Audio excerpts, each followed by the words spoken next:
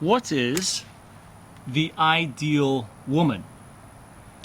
That, ladies and gentlemen, is a $1 million question, and people will pay $1 million to find the ideal woman.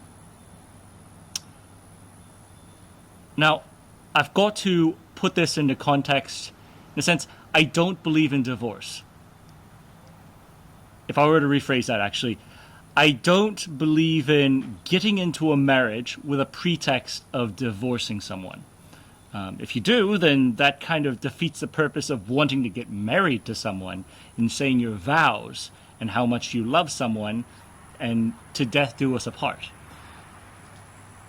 In a way, I think, so the world has a lot of debate on divorce rates and stuff like that.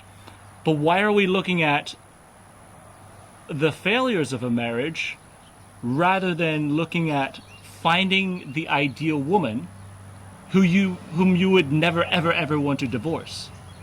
That seems to be a lot more constructive of a conversation than whether you should do a prenup when you're marrying someone. Because at that point, it's just you're marrying somebody. So what is the ideal woman, though? I mean, is it someone who cooks and cleans and does all these types of things? I've heard people talk about the ideal woman being someone whom they would never ever argue with, which I think is actually bullshit. I'm not saying that it's good to argue. I'm saying the act of arguing is a very passionate way of displaying your differing views. Now, there's a difference in arguing with disrespect and malintent. That is a problem, but it's not the arguing that's a problem, it's the malintent and the disrespect that's an issue. So like my wife and I will argue about stuff, and sometimes, yeah, it can get pretty heated because you're passionate about things. But a lot of times that's arguing, that's discussing to try to sort out something for us as a family, us as a couple to move forward and do. I mean, it could be something small, or it could, like where do we want to vacation next? That's more of a discussion, to something that's a little bit more passionate. It comes down to whether there's disrespect or malintent. That is the bigger issue when it comes to that type of stuff.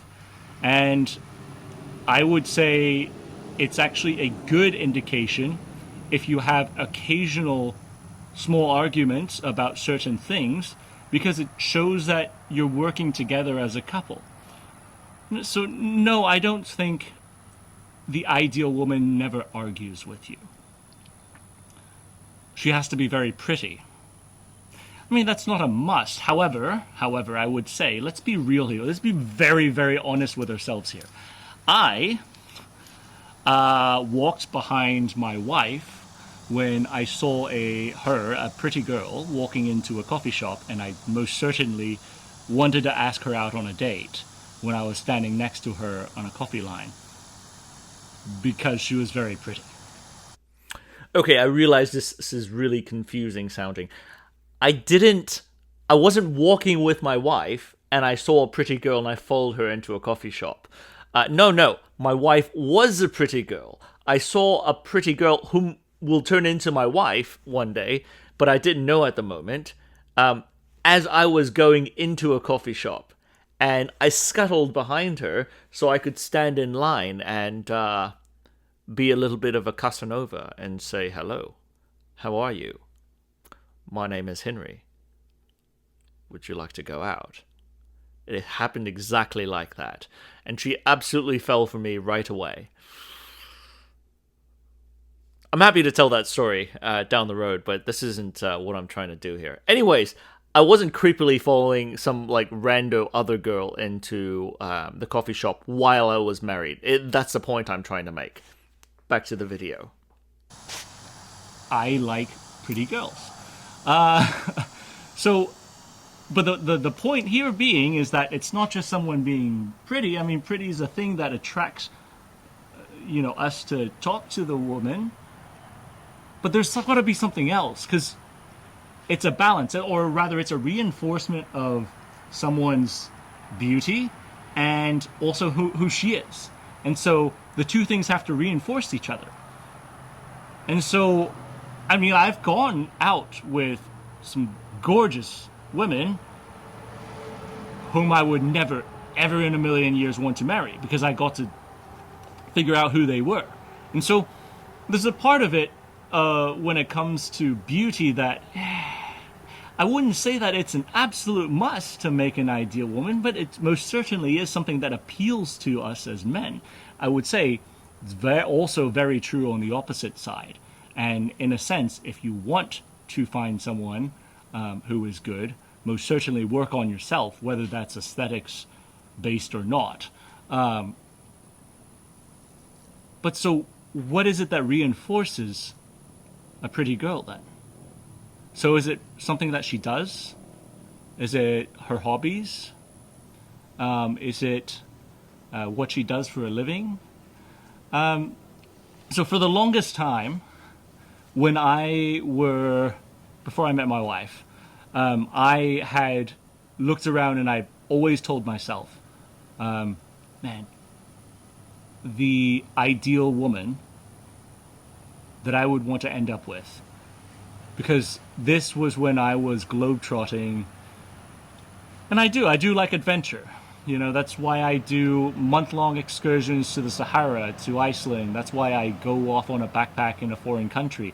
I always wanted this girlfriend who was a foodie, who was adventurous, who would try different things, who would sleep under the stars with me, someone who would throw caution in the wind and end up doing these romantic trips for extended periods of time with zero care about any responsibility or any job or anything like that. Like that's in my mind, that's what I thought was what I was after in life.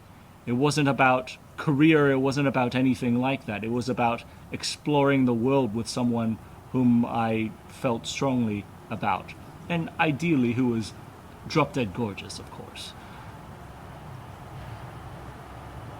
But I think in meeting my wife, now looking back, I mean, clearly she doesn't fit some of these categories. Now, she is very pretty. And I swear she's not behind the camera pointing a pistol at me. I'm not blinking, please save me. I am very attracted to how she looks, but it's also who she is, and things she does.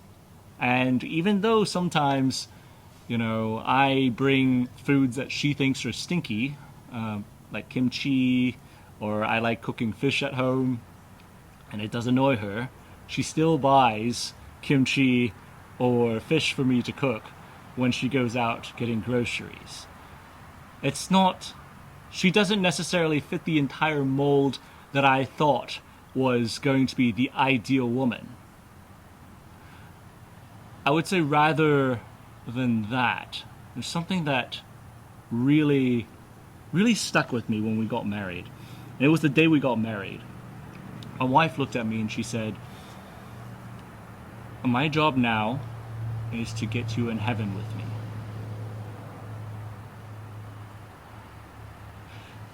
Now, to people who are non-believers, people who don't believe God, I mean, it may sound like hocus pocus, but there's a lot of depth to that. Because it's not just that I want to go to heaven, which you need to be a good person, you need to have a lot of self-discipline in a lot of things, not just in your life, but spiritually.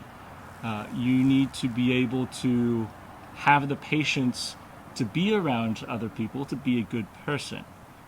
And so, through my time being married, and even when I was dating my wife, I've learned a great deal about myself. I've learned a great deal about what it is to love someone, to be selfless, to put someone's interest in front of mine. And even though she doesn't like certain things, she recognizes that it's not something that's going to kill her, or it's not something that's genuinely bad. It's just a personal preference that she doesn't like.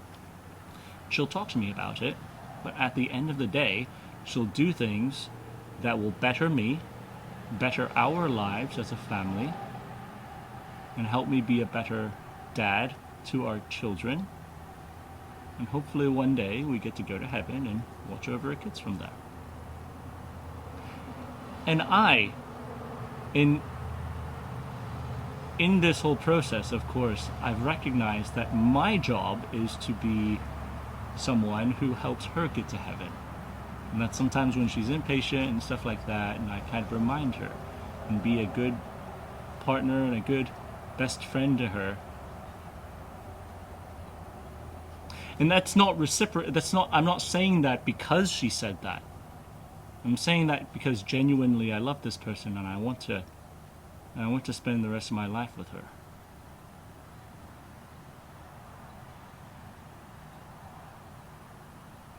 And so what's an ideal woman? It's a woman who wants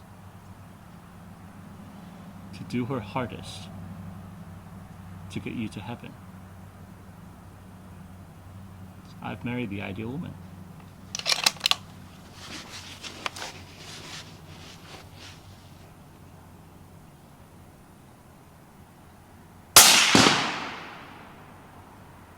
Same hole.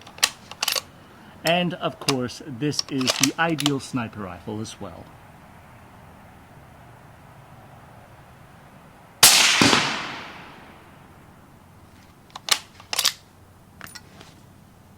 Catch you guys around.